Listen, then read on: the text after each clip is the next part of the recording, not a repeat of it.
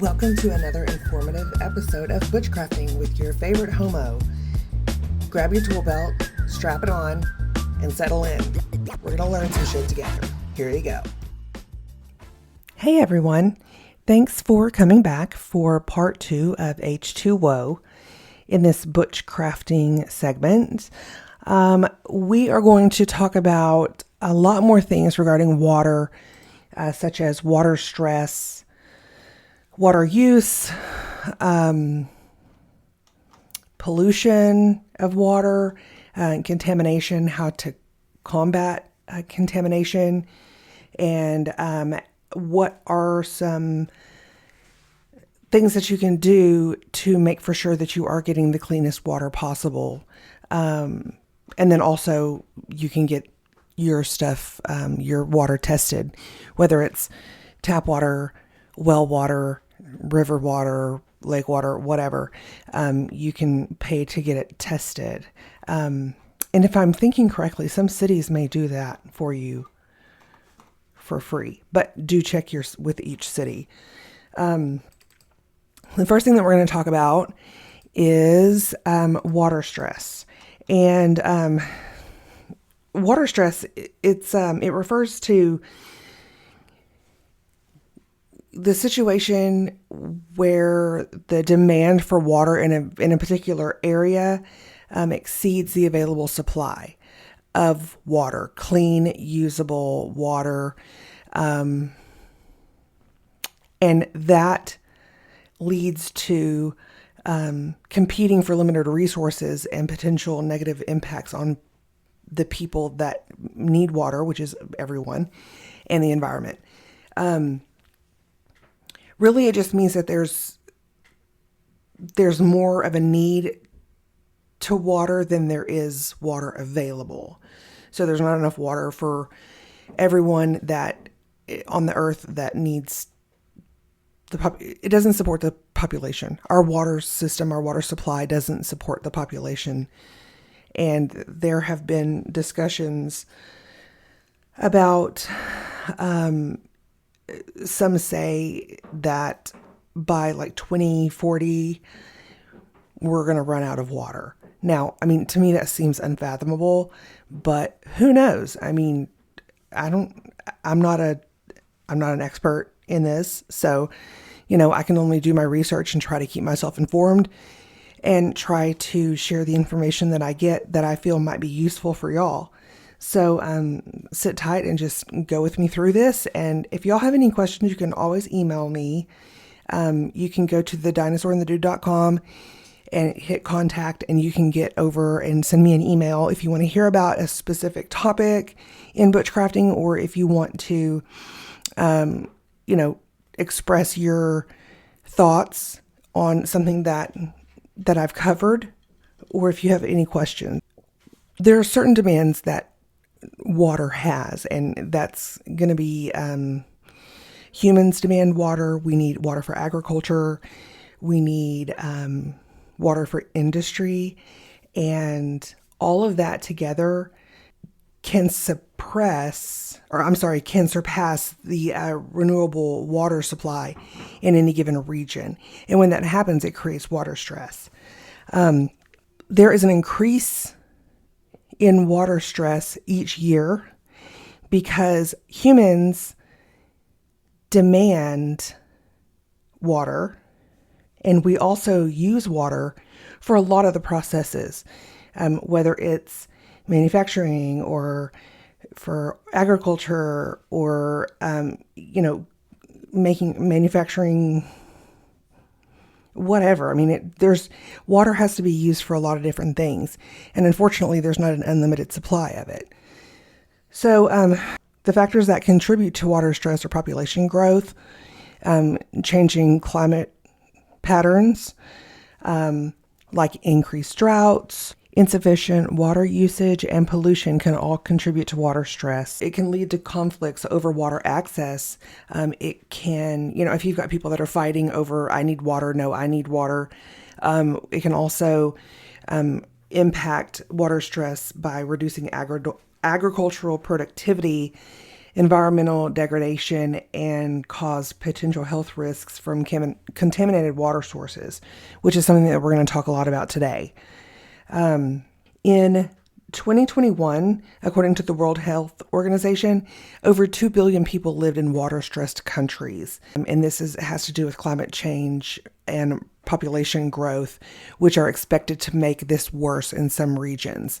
Now, as the population grows, it's going to require more resources on the planet to be used. Therefore, it's going to stress that all of those resources. So we have to kind of be smart about how we use things that are given to us on this planet and how we treat them, because it's going to treat us in the same way that we treat them, right? If we waste water, then there's not going to be any water for us. I've got some statistics on, where water comes from, what we can use it for, stuff like that.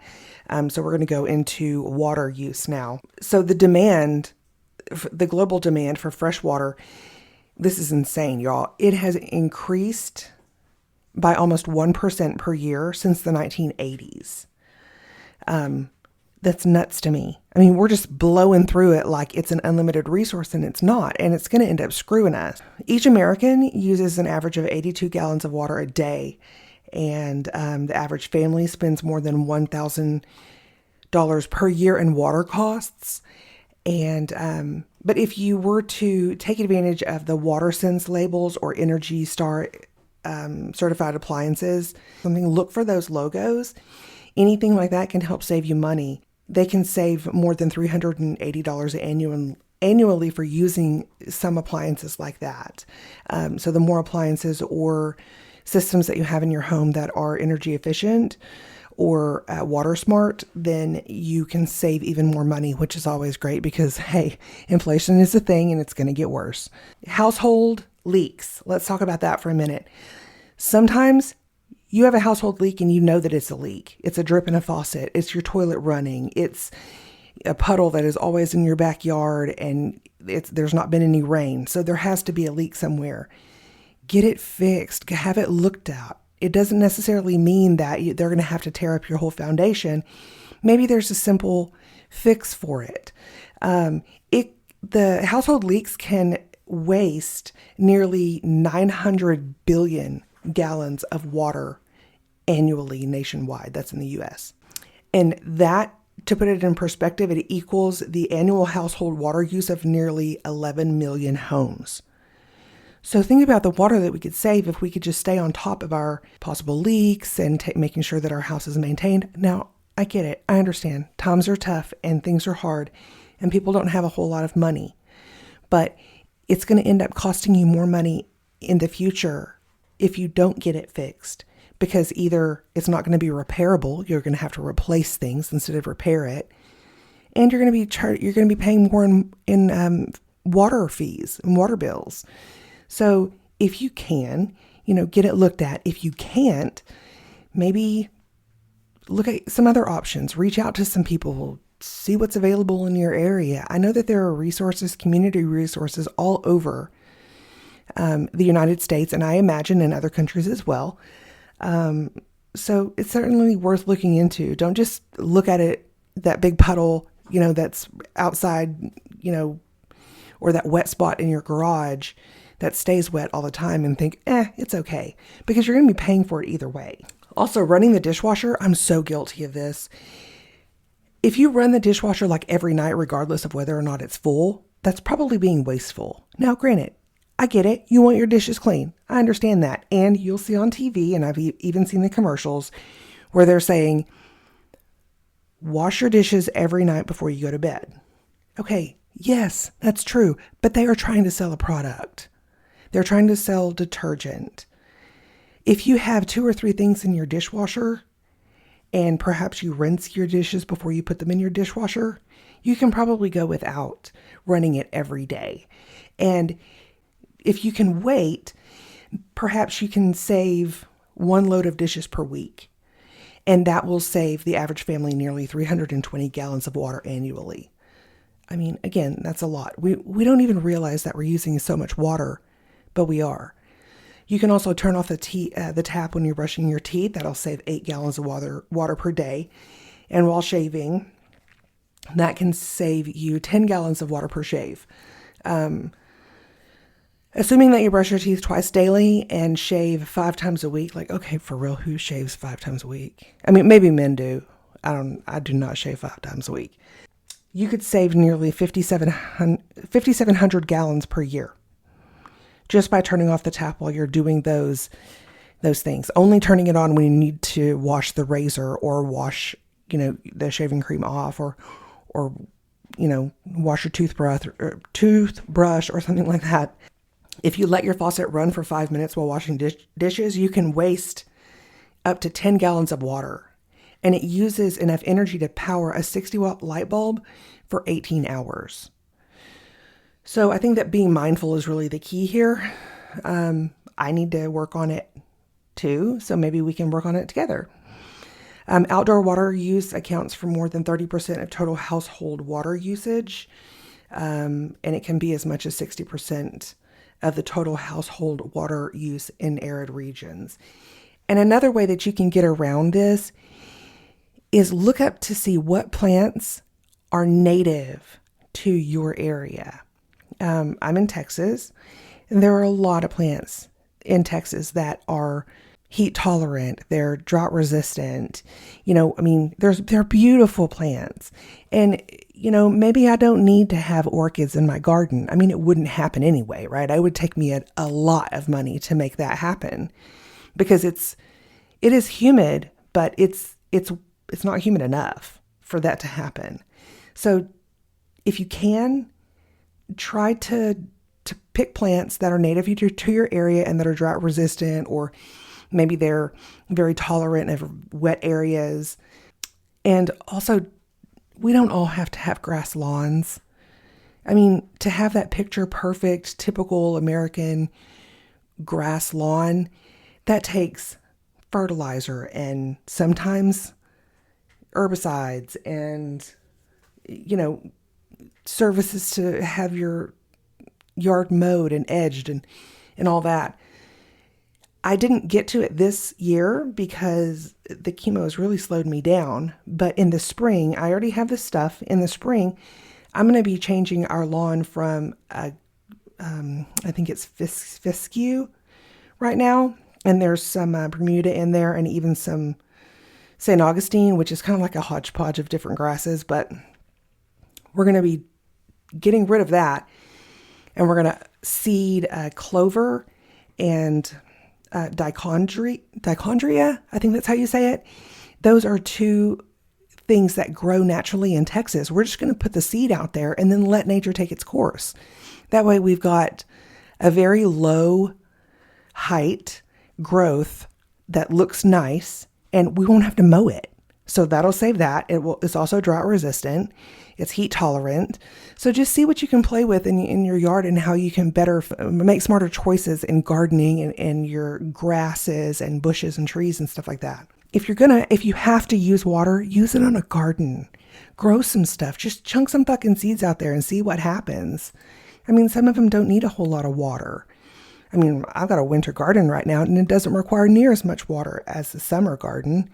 So if I can do it, you can do it. I mean, I'm not a fucking horticulturalist and I'm not a master gardener either. So talking about lawns, if you take an average sized lawn in the US and you water that for 20 minutes every day for 7 days, which I don't suggest because that's a fucking waste. It's like running a shower constantly for 4 days or taking more than 800 showers. That's the equivalent of water needed for an average family to take 1 year's worth of showers, which is nuts. And that's just for your lawn.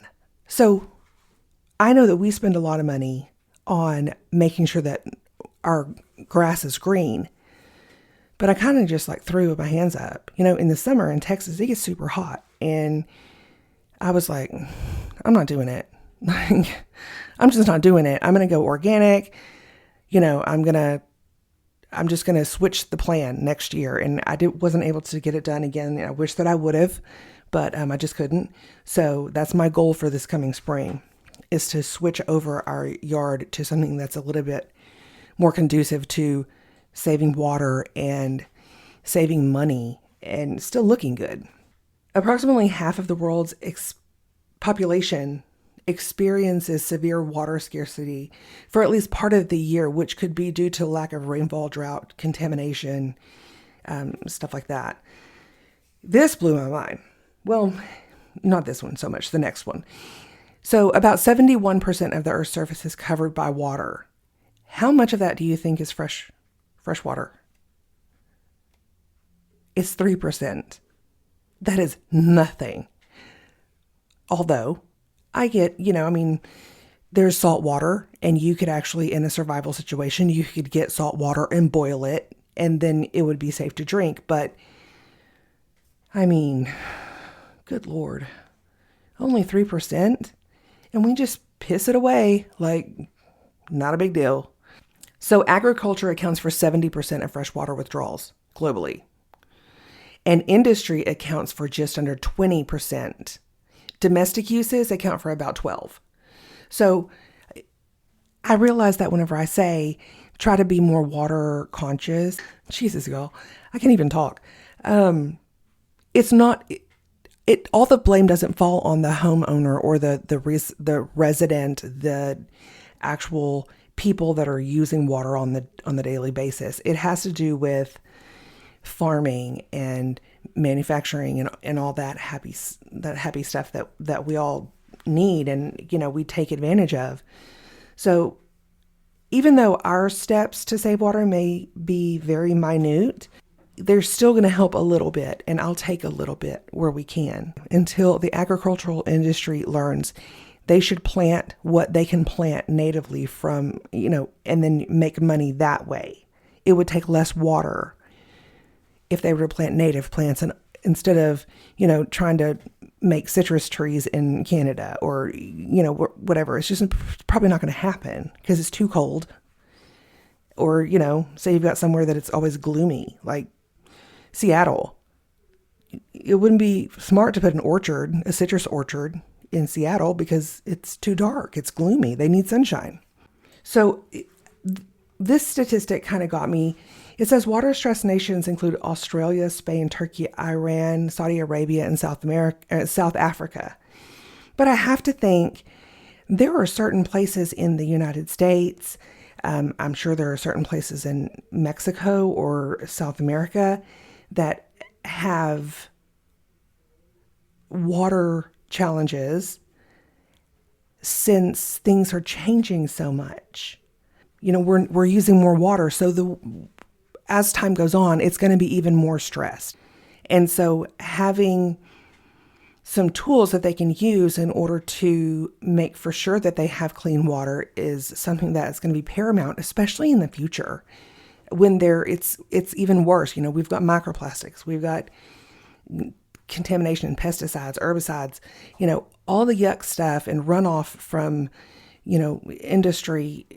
It has to go somewhere, and it's going to leach into the ground.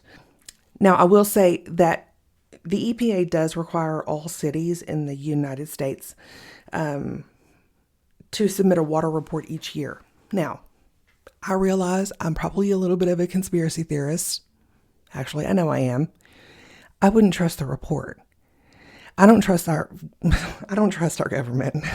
I don't trust the state, city, whatever. I don't trust them unless I can see it and have the report in front of me and have the lab results, and it can be, I just don't, there's so much corruption and everybody wants their city to be the best. So I don't know. I'm just skeptical on that one. Let's talk about drinking water. So there was a survey done in 2024, and 50% of Americans had concerns about the levels of pollution in their drinking water. And 52% were concerned about the pollution levels in rivers, lakes, and reservoirs. I thought it would be much more than that. But again, I'm a skeptic. So there you go. Now let's talk about ocean pollution. This just breaks my heart because it's only going to get worse. And most of the water that we have on this planet, I think it was 71%, is from the ocean. So our need for convenience, Again, with the chemicals that we use for our lawns, for our food, for manufacturing the products that we use, and the waste that we make throughout, the year, it all gets leached in somewhere. Either it goes to a landfill, that gets leached into the ground. It's just going to go back to the earth. We came from the earth. Everything that we make is from the earth. It's going to go back to the earth. And if we treat it bad, then it's going to start treating us poorly, which it's doing in the oceans now. 100 million marine animals die annually from plastic waste, and 100,000 die from getting tangled up in plastic that is in the ocean. According to recent research, around 60% of fish globally were found to be contaminated with microplastics. And that indicates a significant level of contamination across marine life populations. So it's getting worse and worse and worse. And I'm sure that some of y'all have seen the, pictures of all of the plastic, like mounds that are floating around in the ocean. That's going to break down over time, and it's going to go into our marine life. Whether we eat that marine life or not, it's not good for them. I don't know why this makes sense to me, but it does. Carnivorous fish generally have higher levels of microplastic injection compared to omnivores. And maybe that's because they're not only swimming in microplastics, but they're also eating other animals that have microplastics built up in them. That's the only thought process that I could come up with that would make a lot of sense to me. Again, not a scientist. Definitely not a scientist. So now we're going to go a little bit more into industry and what industry can do for pollution. A gallon of paint or a quart of motor oil can pollute 250,000 gallons of drinking water. And a gallon of gasoline can pollute 750,000 gallons of drinking water. Holy shit. What the hell? And that sucks. I hate that. But even something as simple as trying to improve a city's water supply can have an astounding effect on the water, the drinking water, and which will, in turn hurt the people that live there, work there, need water, all that good stuff. And I'm talking about Flint, Michigan. And if you do not know about Flint, Michigan and their water crisis that they had in April 2014, go do some research, go to YouTube, watch something, read something, just go and take a look at what possibly could happen in other areas.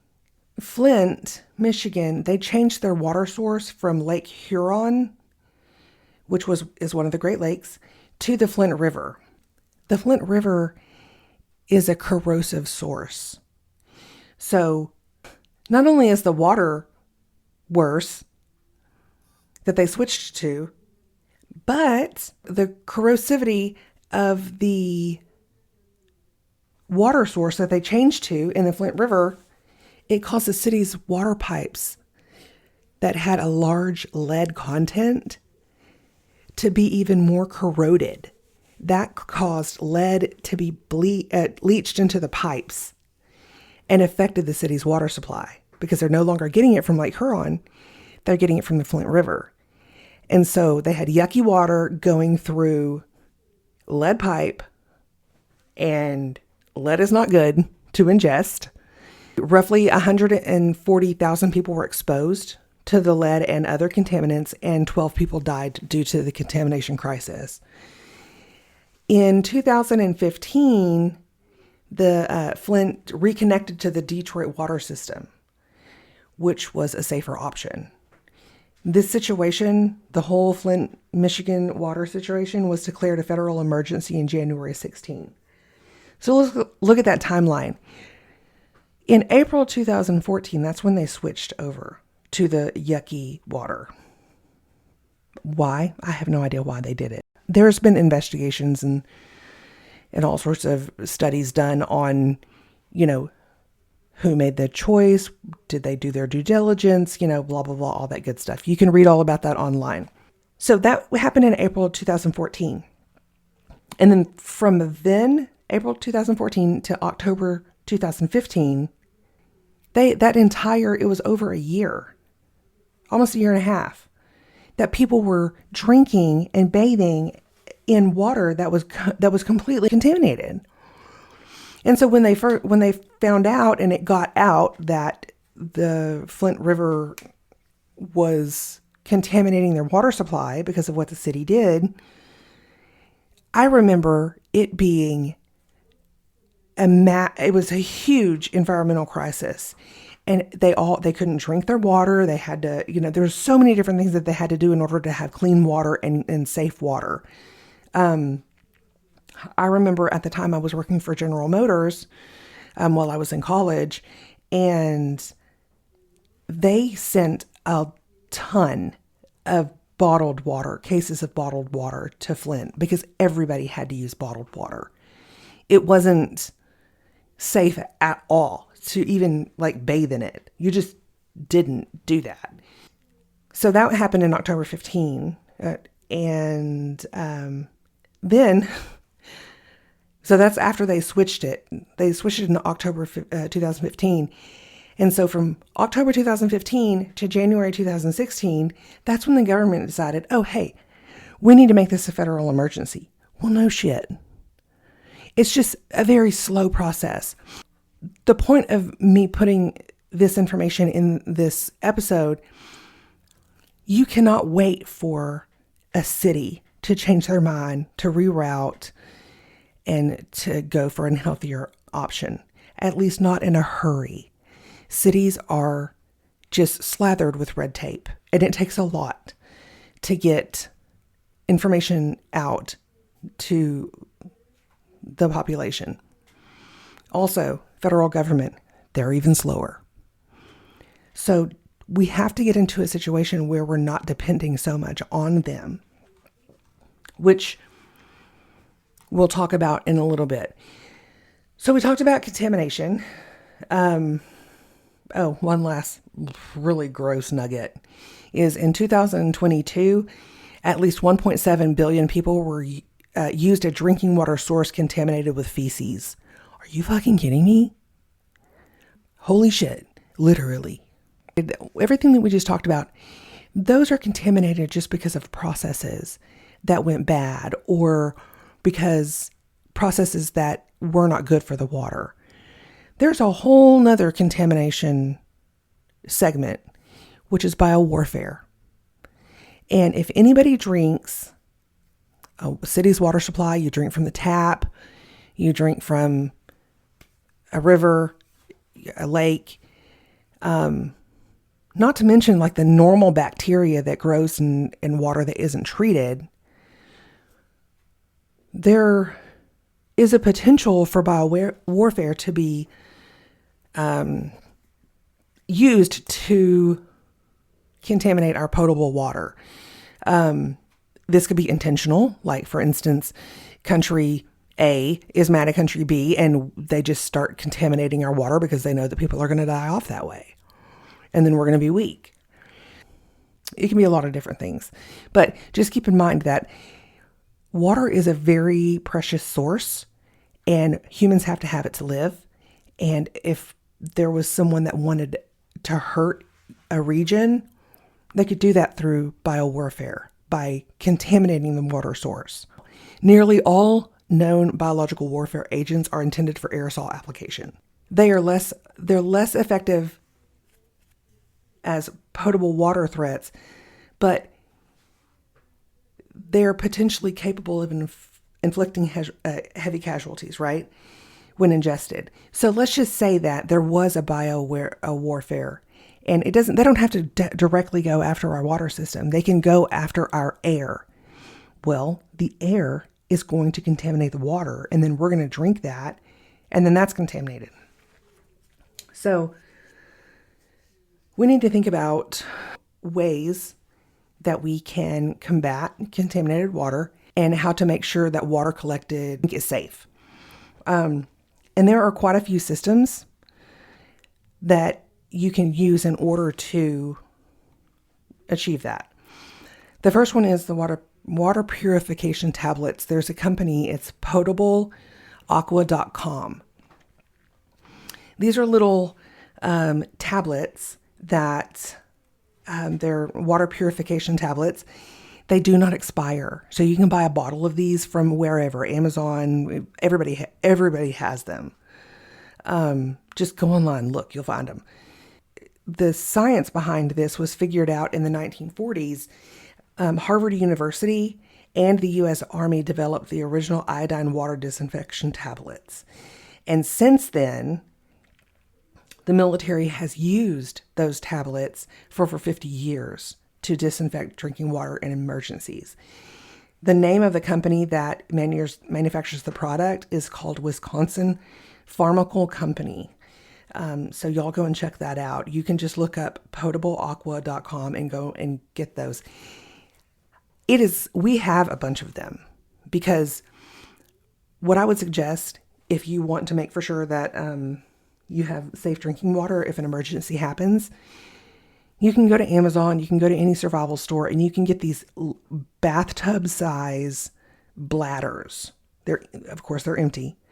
If an emergency happens, you put that in the bathtub, you fill that bitch with water, you put however many of those water purification tablets it's going to take, and you'll have drinking water. Now, that's not going to last you forever, but it'll help. So I'm a fan of Life Straw and Berkey. So Life Straw, they offer drinking straws, bottle filters, dispenser filters, pitcher filters, gravity filters, and they offer high volume filtration systems. The drinking straws are the only filtration products that they offer that does not offer a filter replacement. So if you use a drinking straw, and it's good for like 11,000 gallons or some crazy shit like that, once you're done with it, it's trash. But it's going to last you for a really long time. And so we have a couple of those in our go bag. They even have this straw. It looks like a regular straw, just like a normal straw. It's not one of the big fat ones that their original ones were. But when we go to a restaurant, which isn't often because we like to cook our food at home because we know what's going in it, and we try to use simple ingredients and, just healthy stuff. But when we go to a restaurant, we don't want to drink their water, and we don't drink sodas. So if we're drinking like a water or a tea or something, we'll use the Life Straw in the restaurant instead of using a plastic straw, or instead of drinking just directly from the glass. The Life Straw is going to get rid of so many things. For the restaurant, like I was saying, like for instance, their water, it's probably tap water that they're going to give you in a glass. I doubt seriously that if you're getting free water, that it's like high quality drinking water. It's probably whatever they have available. And if you get ice in your drink, then you don't know what water that ice is made from, and you don't know how often they clean the ice bucket or the ice machine out. And there have been a lot of stories where inspectors go to look in the ice machine and there's mold there, like a pink, yucky mold. And you're drinking that because it's in the ice. So no, thank you. If I can at all help it, I'm going to avoid that. The Life Straw gets rid of bacteria and parasites. Their filtration system is quite fascinating. They've got a technology section on their website, which is lifestraw.com. They use a combination of different filtration technologies to take care of things like viruses, lead, chemicals, and, improve the taste. You may have seen advertisements for it. Their advertisements, they have, like this person, they're drinking from this straw looking thing from a dirty river, and it's clean whenever they suck it through the straw because the filter's in the straw. I like them a lot, and I have a lot of their products. Gravity filters are also really good, especially if you're out and about. A gravity filter is like a bladder, like a collapsed bladder. You fill it up with whatever water you can get to, fucking toilet water if it has to be, and then you hang it and the gravity comes down through the filter and then it filters it out. They also have high volume purifiers, and I think this is 50 liters. And the one that they have, it's expensive, right? Okay, it's $395. It's an investment. But if you want clean drinking water, this might be an investment for you if you can afford it. It holds, it can last 26,000 gallons before needing to replace the filter. So you're going to get, the bang for your buck. One thing that I don't like about this is that it's plastic. Now, I guess if you're getting rid of contaminants and, all the other horse shit that's in water and it's not pure water, okay, maybe, I guess PFAS, you're all right. I mean, if you're going to take some damage, at least try to control what's going into your body. I don't know what their plastic looks like. I tried to find, or what their plastic is made of. I tried to find information on that and I wasn't able to. But Berkey is the other place that I use a lot. And we have a Berkey and they're expensive. Again, you're going to be paying about the same price. They don't offer as big a capacity as the Life Straw, the high volume filtration system. But the great thing with Berkey is that it's a metal container instead of plastic. And you literally set it up on your counter and fill up the top. And then it's got 2 filters in there and it'll just wash it all out. And so you would always have drinking water that way. The Berkey filters are hard to get, especially whenever people are trying to prep. If there's something like an emergency happening or they're trying to get ready for something that they know is going to be happening, like for instance, the tariffs, if they go into effect. I don't know where those Berkey filters come from, but I'm sure that some components of them come from overseas or in Canada or Mexico. The American people are going to be paying for that. So they're probably stocking up on a lot of stuff. So they can run out of the water filters, the replacements. So if you happen to order one, and a Berkey or even a Life Straw high volume filtration system, make sure that you buy extra filters if you can. And the last thing that the last resource that I want to talk about is Oasis Water. And you can go to oasiswater.app. So I first discovered this site and it was called Live Oasis. And you could go on there and it would list all of the bottled waters, and it tests all of the waters that are out there for consumption, and it rates them. And then it tells you what is in it. So they do baseline testing, and that includes for heavy metals, minerals, VOCs, which are volatile organic compounds. They test for heavy metals, minerals, chlorine-related byproducts. I mean, they test for freaking everything.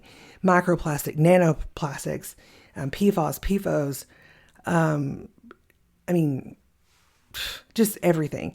And on this site, you can do advanced bottled water testing, city water testing, reverse osmosis treatment testing.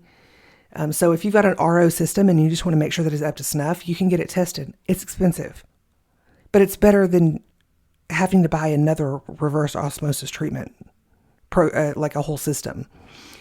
Like I said, they do PFAS water testing, microplastics water testing, and then they've got one that's it's a comprehensive water testing kit.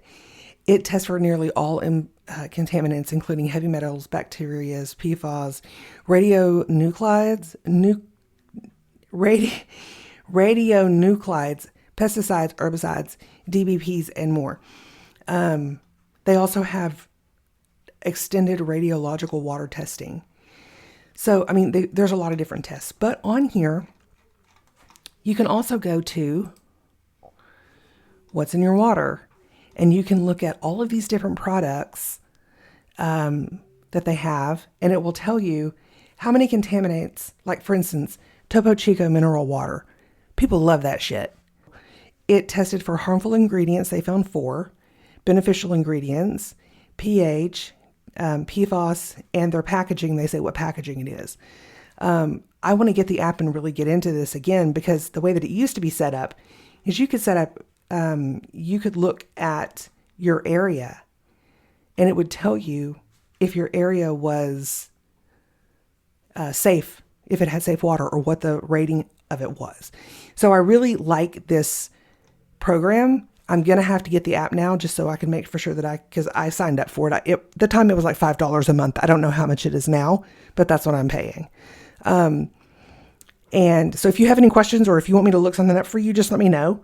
But it'll also tell you, like, if it comes from a natural spring, if it comes from city water, if it comes, whatever, there's a lot of different information that it offers.